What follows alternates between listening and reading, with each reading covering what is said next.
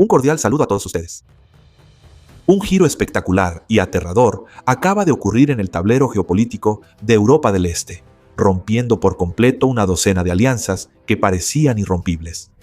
Sin disparar una sola bala, sin desplegar un solo soldado al campo de batalla, el Estado Mayor de Ucrania ha desmantelado por completo la ecuación del frente norte de Vladimir Putin, obligando a su aliado más firme, Bielorrusia, a rendirse directamente en la mesa de negociaciones. Y a continuación, estos son los contenidos principales. Ucrania ha obligado al aliado más cercano de Putin a rendirse directamente en la mesa de negociaciones.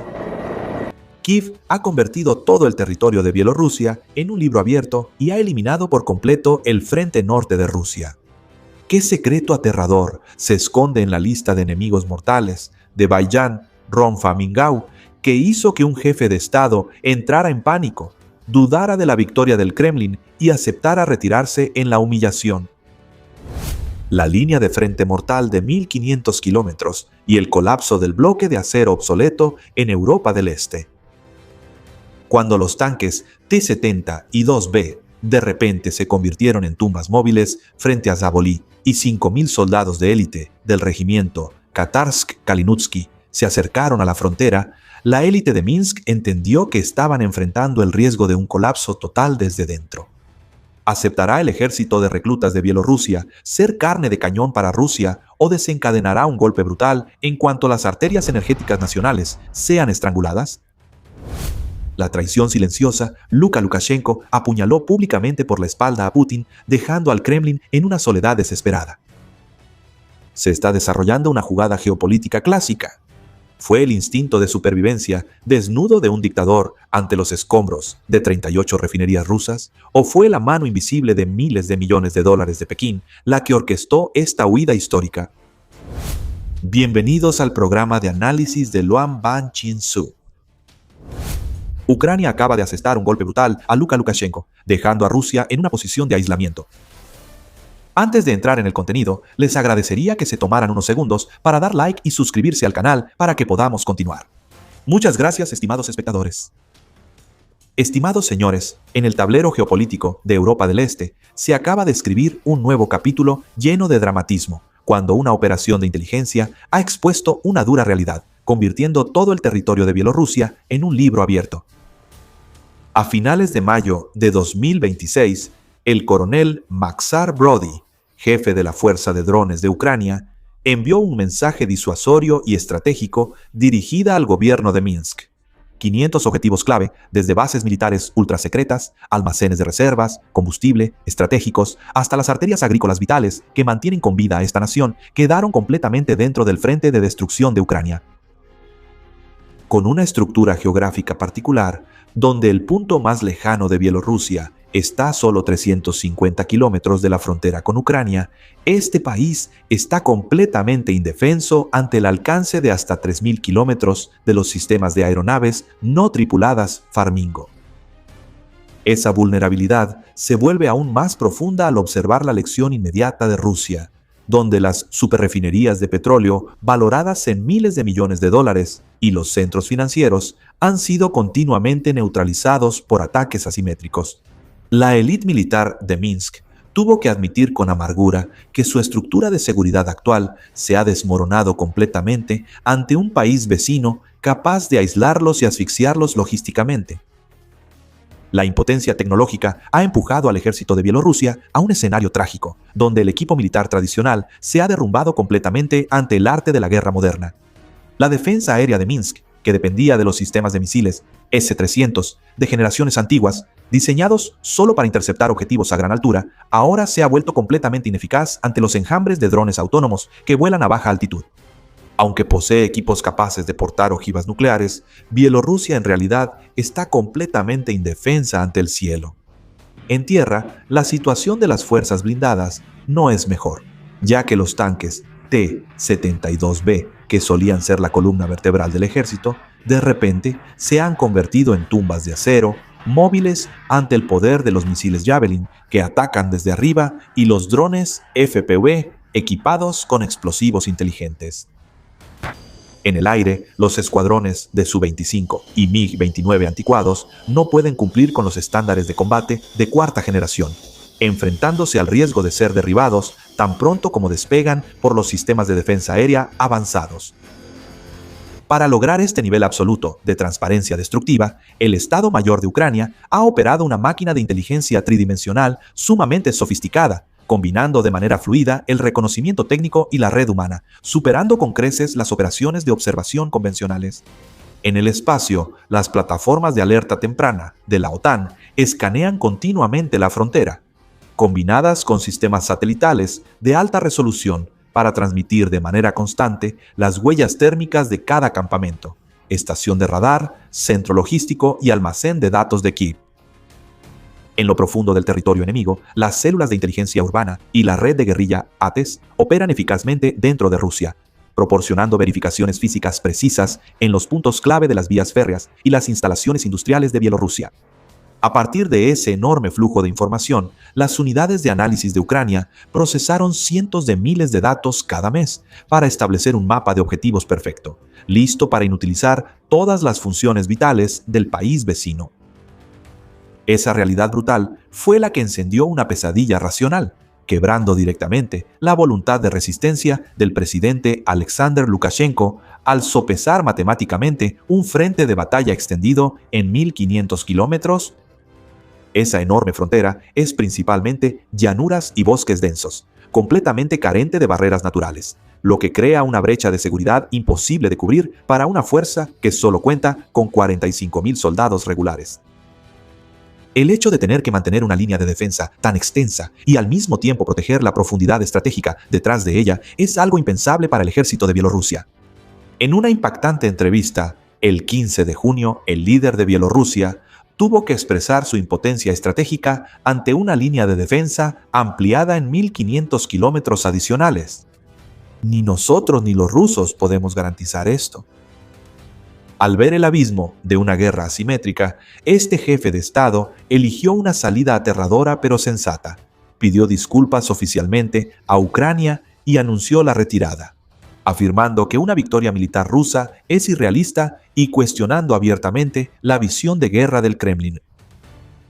Esto no es simplemente una toma de conciencia diplomática, sino una traición diplomática silenciosa que empuja a la alianza al caos y la divide profundamente desde dentro. Sin necesidad de disparar un solo tiro, sin desplegar un solo soldado al campo de batalla, el Estado Mayor de Ucrania ha desmantelado por completo la ecuación del Frente Norte de Vladimir Putin, obligando al adversario a rendirse en la mesa de negociaciones con un golpe letal. La acusación fue expuesta. Todo quedó al descubierto cuando el mundo fue testigo de que un jefe de Estado apareció en la televisión admitiendo con amargura el profundo daño sufrido por su país. Esto no es simplemente una jugada diplomática para evitar el conflicto, sino una confesión de pánico ante el riesgo de un colapso estructural total y un escenario de asfixia logística que se avecina.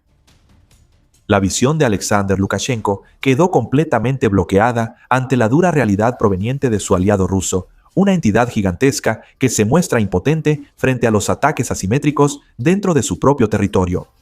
Los datos satelitales del sistema FISMUS-SIDENACA han proporcionado pruebas irrefutables. Las campañas de largo alcance de Ucrania han destruido la capacidad de producción de 38 refinerías estratégicas ubicadas en lo profundo del territorio ruso. La interrupción de esta cadena de suministro activó de inmediato una grave crisis logística de combustible en unas 55 regiones de Rusia, extendiéndose hasta la arteria principal de Moscú y llegando hasta San Petersburgo. Las estaciones de servicio privadas quedaron paralizadas localmente. El suministro de diésel para la agricultura fue estrangulado y el caos en la red de transporte comercial demuestra que incluso una superpotencia energética puede verse doblegada por las consecuencias de una guerra transfronteriza. Si el Kremlin, con su profundidad geográfica y recursos inagotables, puede intentar dispersar los riesgos a lo largo del tiempo o activar rutas ferroviarias alternativas, Bielorrusia no tiene en absoluto esa flexibilidad. El corazón energético, la columna vertebral de la economía centralizada e industrial de Bielorrusia, depende únicamente de un punto crítico: la refinería Malasia.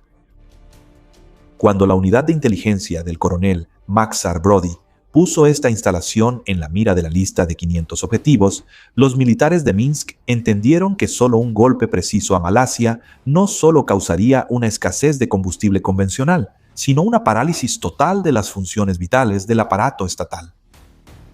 Sin embargo, la presión más invisible, pero devastadora que empujó a Minsk a decidir abandonar el tablero de la guerra, vino de un fantasma interno llamado el regimiento Katus Kalinovsky.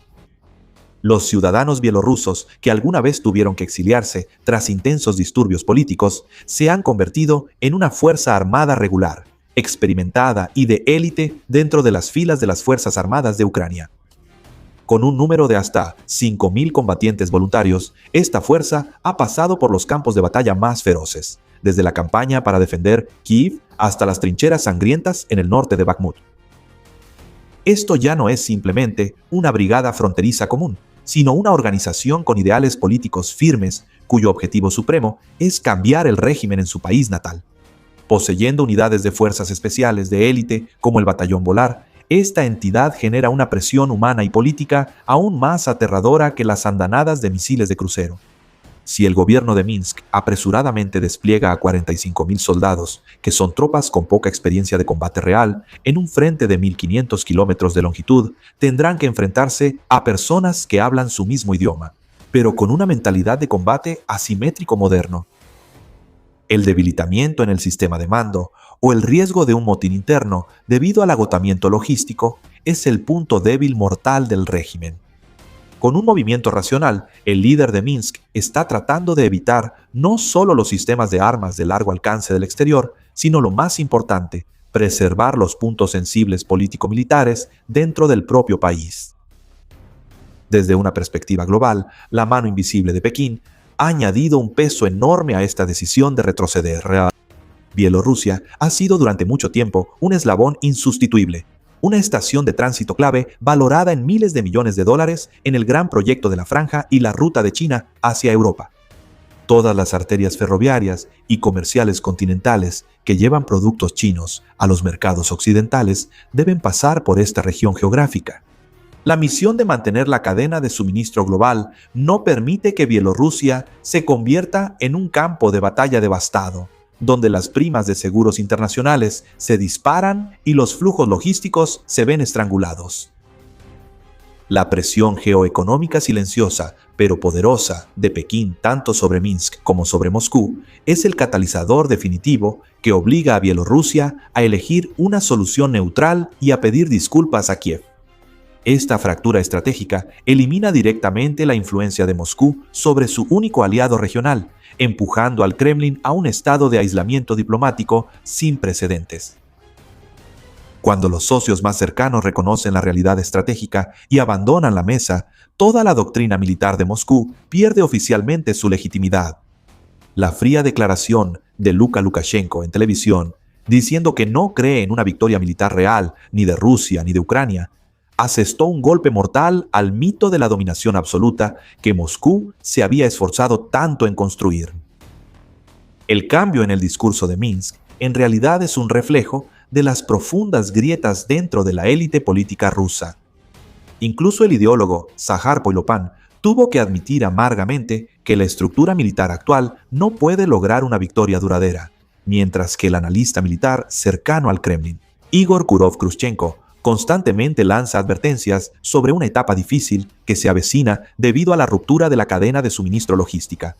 Desde el Parlamento, el diputado de la Duma Nacional, Vyacheslav Makayev, también ha hecho sonar la alarma sobre la carga económica que pesa, elevando el riesgo de disturbios sociales al nivel de alerta. Cuando tanto el círculo interno como el externo del gobierno de Vladimir Putin ven el agotamiento en el terreno, la acción de Alexander Lukashenko es la confirmación internacional de esas dudas, de manera integral, al declarar con firmeza que no se permitirá que ninguna operación contra Ucrania parta de su territorio. Bielorrusia ha eliminado por completo la carta estratégica llamada Frente Norte que Rusia mantenía en reserva.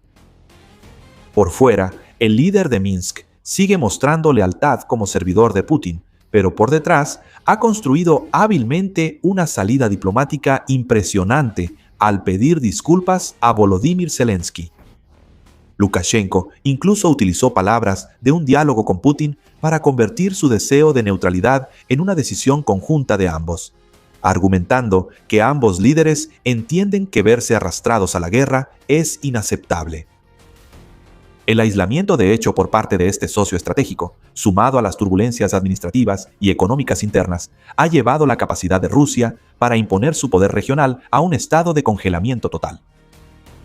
Bielorrusia ahora se muestra como una entidad solitaria, encadenada por un círculo de amenazas militares y de inteligencia de múltiples niveles provenientes de las 4 direcciones.